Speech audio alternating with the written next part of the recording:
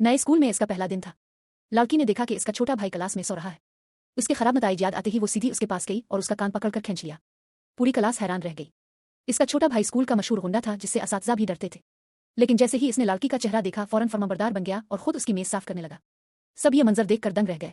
जब सब इसी बात पर गुफ्तगू कर रहे थे तो क्लास में एक और नई तालिबा आई मगर किसी ने इस पर तवज्जो ना दी। सबकी नजरें सिर्फ इस लड़की पर जिमी हुई थी। नई तालिबा हसद से जल उठी। वो गुस्से में लड़की के पास आई ताकि इसे सबक सिखा सके, लेकिन जैसे ही लड़की ने सर उठाकर उसकी तरफ देखा इसकी तेज निगाहों ने इसे खामोश कर दिया। आखिरकार वो शर्मिंदा होकर अपनी नशिस्त पर वापस चली गई।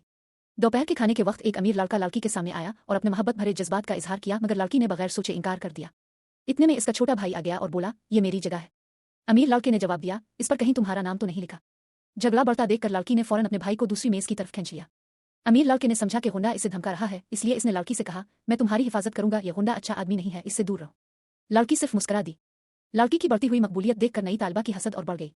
वो प्रिंसिपल के पास गई और आने वाले इम्तिहान में धोखाधड़ी की मंसूबाबंदी की। इसने कहा कि अगर लड़की क्लास में आखिरी नंबर पर आ जाए तो इसे स्कूल से निकाल दिया जाए। प्रिंसिपल इसके खानदान के दबाव से डर गया और मान गया। इम्तिहान के दिन प्रिंसिपल ने लड़की को बाकी सबसे कहीं ज्यादा मुश्किल पर्चा दिया। सवालात देखते ही लड़की को शक हो गया, लेकिन फिर भी इसने सुकून से पूरा पर्चा हल कर दिया। इम्तिहान खत्म होते ही नई तालिबा अपने साथियों के साथ लड़की को जलील करने आई और बोली, अब तुम स्कूल से निकाली जाने वाली हो। लेकिन लड़की बिल्कुल बेफिक्र थी। इसने जानबूझकर इसे मजीद छेड़ा। इससे पहले कि वो कुछ और कहती प्रिंसिपल लड़की का पर्चा लेकर आ गए और सबके सामने ऐलान किया, इस तालिबा ने पूरे नंबर हासिल किए हैं और पूरे ग्रेड में पहली पोजीशन हासिल की है। यह सुनकर नई तालिबा हैरान रह गई। ये नामुमकिन है, इसने जरूर नकल की होगी। लड़की ने प्रिंसिपल की तरफ देखा और कहा, मेरा पर्चा सबसे मुख्तलिफ था। तमाम सवालात निसाब से बाहर थे, इसलिए नकल करना नामुमकिन था। प्रिंसिपल शर्मिंदगी से खामोश हो गया। जब इम्तिहान के जरिए लड़की को निकालने का मंसूबा नाकाम हो गया तो नई तालिबा ने अपनी हिकमत अमली बदल दी।